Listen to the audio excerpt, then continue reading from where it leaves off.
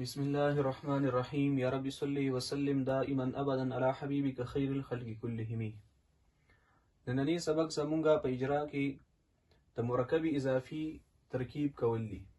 چې کله په جمله کې مرکب اضافي راشي نو د دې به طلبه کرام ترکیب څنګه کوي. لکه همیر کې موږ تعریف کړی کنه. مرکب اضافي دي ته وایي چې اول جز مضاف او دویم جز پکې مضاف الیه وي. لکه غلام زیدین. نو مرکب اضافي کې اول دا خبره پیژندل پکار دي چې مرکب اضافي کې دوه کلمات راځي. اول ته مضاف ویل کېږي لکه غلام او دویم ته ویل کېږي مضاف الیه. نو په دې کې اوس دوه لحاظ دي.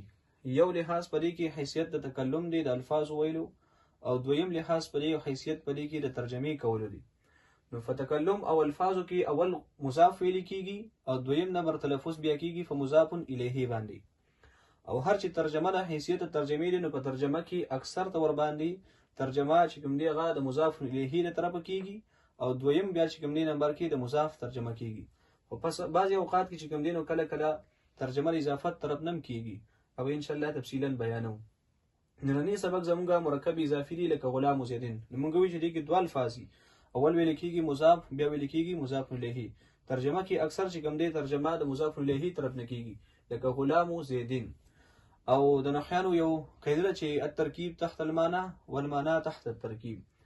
نو د معنی نه کله کله پته لګي چې دا مرکب اضافي دی او د هغې پته موږ طلبو ته داسې لګي چې د مضاف الیه چې کله ترجمه کېږي د مرکب اضافي نو په اردو کې کا کې کی راځي او په پښتو کې اکثر دال راځي. دال چې کوم دی نو د واحد تثنیه جمع ټول لپاره پښتو کې برابر دی. لکه موږ وایو کنه غلام و زیدین نو د زید غلام دغه رنګي وغیره.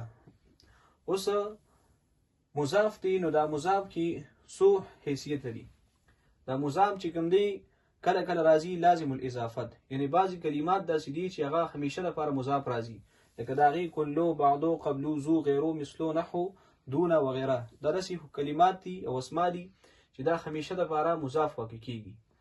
او کله کله دا مضاف چې کوم دی نو دا عدد واقع کېږي د اعدادو قبیلې نه راشي. لکه مثال له 3 نه 10 پورې کوم عدد دی یا 1000 عدد شو یا 100 عدد شو نو دا مضاف چې کوم دی واقع کېدی شي.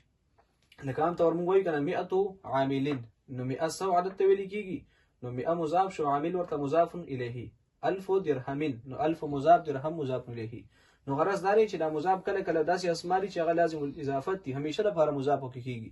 دا مضاف کله کله د اعدادو قبیلې نه راشي لکه 3 نه 10 پورې 100 یا 1000 شو لکه د هغې مثالونه 100 عاملین یا 1000 درهمین. دا مضاف چې کوم دی کله کله اسم نکره به وي او د دې نه مضاف الیه به هغه معرفه واقع شي وي. یعنی مطلب دا دی چې کله کله اسم نکره به وي هغه به مضاف وي او مضاف شوی به وي معرفي ته. نو کله کله به دا اسم نکره مضاف شوی وي دا معرفه به کله علم وي کله به ضمیر وي کله به اسم اشاره وي کله به اسم موصول وي کله به معرب باللام وي.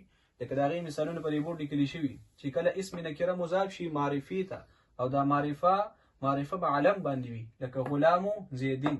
نو غلام نکره ده او مضاف شوی معرفي ته چې زید دی خو زید معرفه به علم دی. دغه رنګي ربه نو رب نکره ده مضاف شوی ده معرفي ته او معرفه ضمیر دی. دغه رنګي کله کله دا اسم نکره مضاف شي مضاف الیه ولا معرفه وي خو معرفه چې کوم دی اسم اشاره وي لکه غلام هذا. کله کله نکره مضاف شي اسم موصول ده لکه غلام الذي. کله کله نکره چې کوم دی مضاف شي معرب باللام ته لکه غلام الرجل.